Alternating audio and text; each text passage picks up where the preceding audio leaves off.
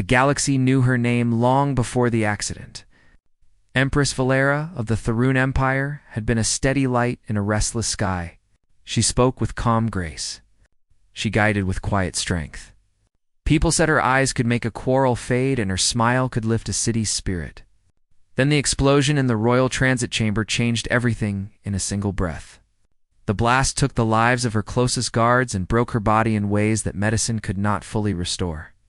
When the medics brought her back, they saved her life, but they could not restore her complete movement. One leg was weak. One arm needed a support brace. Her balance depended on a soft, humming frame that held her upright when she stood too long. The scars across her back and shoulder were pale silver lines that caught the light like threads of frost.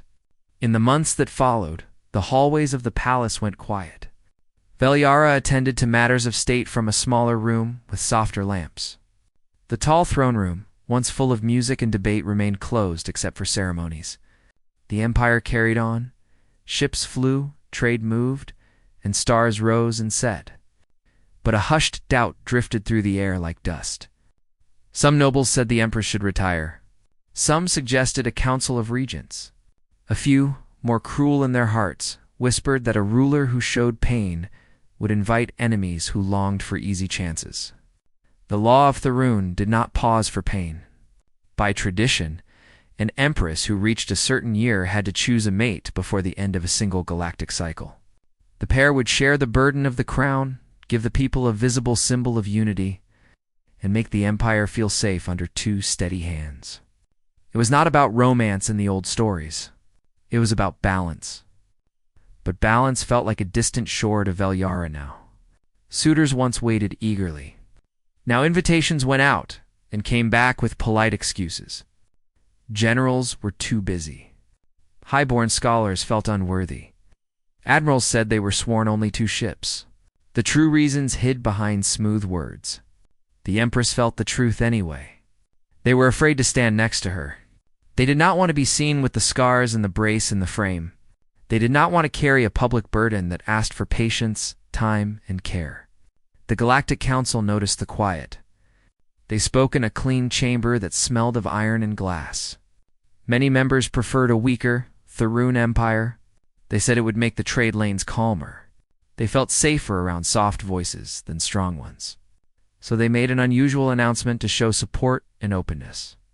Any species, they said, could present a candidate as companion to the Empress. They dressed it as kindness. In truth, it was a test. If the palace chose someone outside Tharun, the old nobles would feel insulted. If the palace chose no one, the law would break. Either way, the council would gain a foothold. On a small human outpost near the edge of Tharun space, Captain Daniel Reeve read the council message on a screen with a tiny crack in one corner. He was a practical man with steady hands and a habit of fixing small things before they became big problems. He had met negotiators from Tharian before. He respected their order and their love of tradition. Years earlier, he had watched a recording of Empress Velyara speaking at the ribbon cutting of a new hospital. She spoke slowly, not for show, but to be sure each word landed in every heart. Daniel remembered that. He remembered the way she thanked the nurses by name. He remembered her eyes when she looked at a group of children in the front row. He had never met her. He had only seen her on a screen, and yet the memory felt warm. He also heard the rumors. He heard that no one stepped forward now. He heard that she walked with help. He heard unkind words from voices that forgot that survival is a kind of bravery. Daniel closed the message and opened it again. He felt a strange, quiet pull. It was not a rescue dream. It was not a plan to fix a person like a broken machine. He believed she did not need to be fixed to be worthy. He believed that partnership means looking at another person and saying, "I am here," when everyone else steps back. People laughed at him when he asked how to apply. A human as consort to a Tharun ruler? It sounded like a story told to amuse cadets. But Daniel was stubborn, in a gentle way. He filled out the forms. He wrote a short statement with simple words. "I respect your culture. I honor your Empress. I know care is not weakness. I offer loyalty, patience, humor, and steadiness. I do not need to change who she is to stand beside her." He sent it, and did not expect to hear back. The palace answered within a week. It was not a warm welcome. It was a controlled invitation. "You will be received," the message said, "for evaluation." The words were as plain as a metal hallway. When he arrived, the palace did not try to impress him. It seemed to test him instead. Protocol officers checked his steps. Guards watched his hands. The main hall was polished stone that held the reflection of tall pillars. Light fell from a ceiling that opened to a soft, violet sky. Daniel stood very still at the appointed mark on the floor. He did not ask to move closer. He did not look around too much like a tourist. He kept his shoulders calm. He felt the weight of the moment without letting it crush the air in his lungs. The doors at the far end opened. Empress Veliara entered with her attendants. The mechanical frame at her waist gave a low, steady hum. It moved when she moved, like a careful friend. Her dress was a shade between dusk and ocean, and it flowed around the frame in a way that felt dignified. Her hair was swept back. Her eyes were careful and bright. Daniel felt a small pinch in his throat. He did not see weakness. He saw a person who had walked through fire and still chose to stand. The court waited for him to speak first. The protocol demanded he kneel. He did. He placed one hand over his heart in the human way and bowed his head.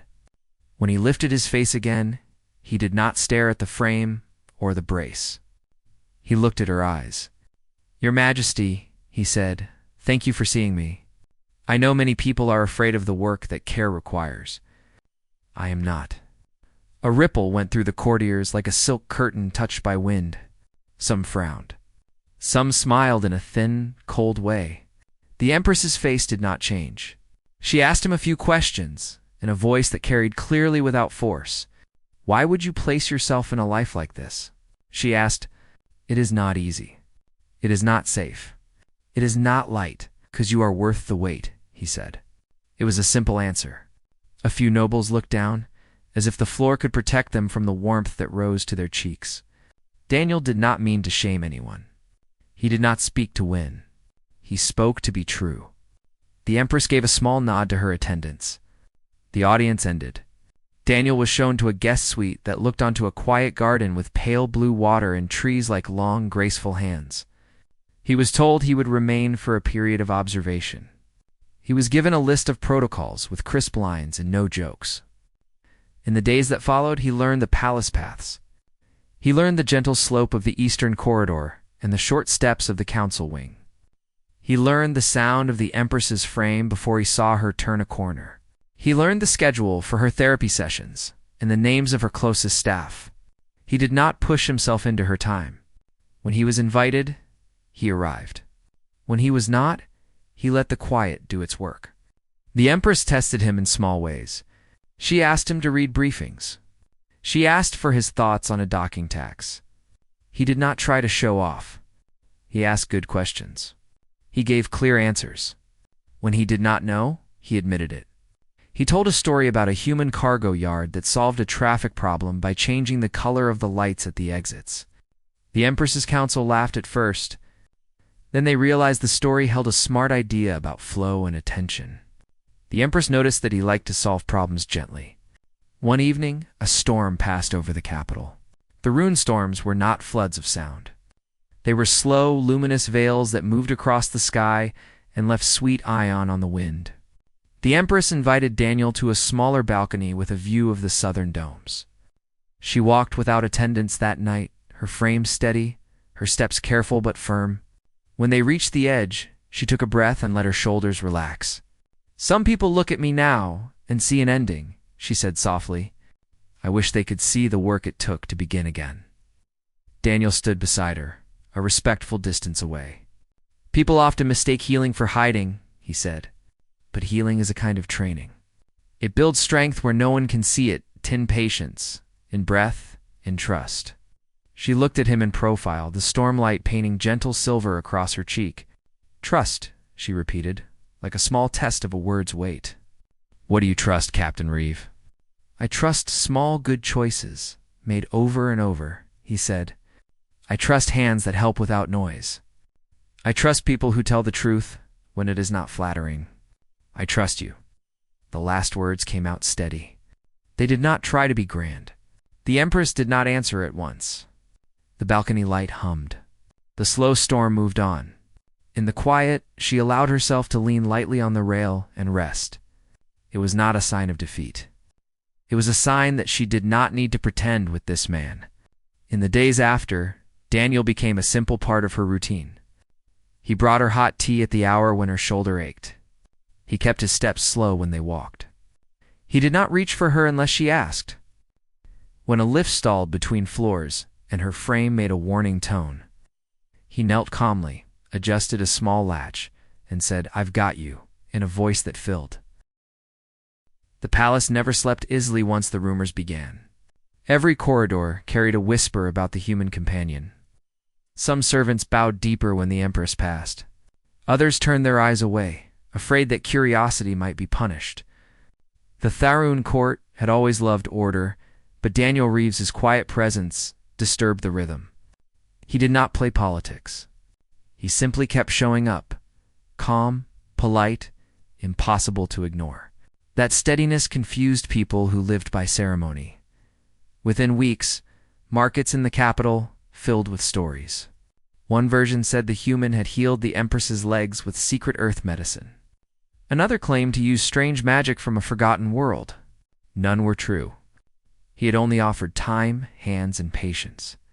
But truth travels slowly, where gossip runs fast. The Empress learned to meet the noise with stillness.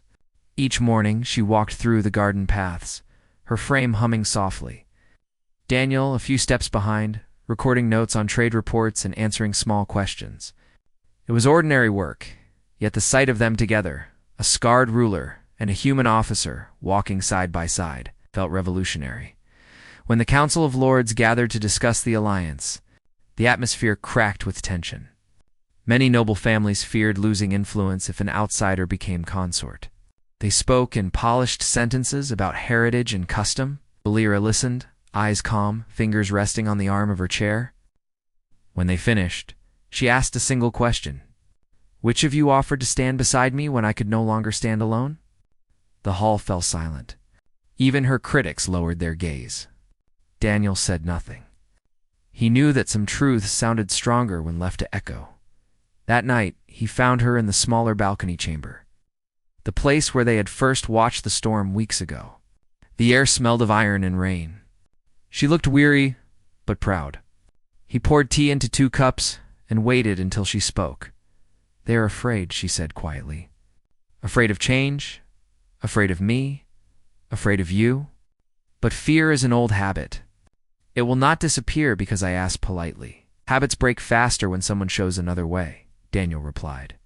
"Let them see what strength looks like when it's shared." She studied him for a long moment, then smiled faintly. "You speak like a poet, Captain." "I'm an engineer, Your Majesty," he said, half grinning. "Poetry is just problem-solving with feelings." For the first time in years, she laughed out loud. The sound rolled through the balcony like fresh air. Outside, the lightning faded and stars returned.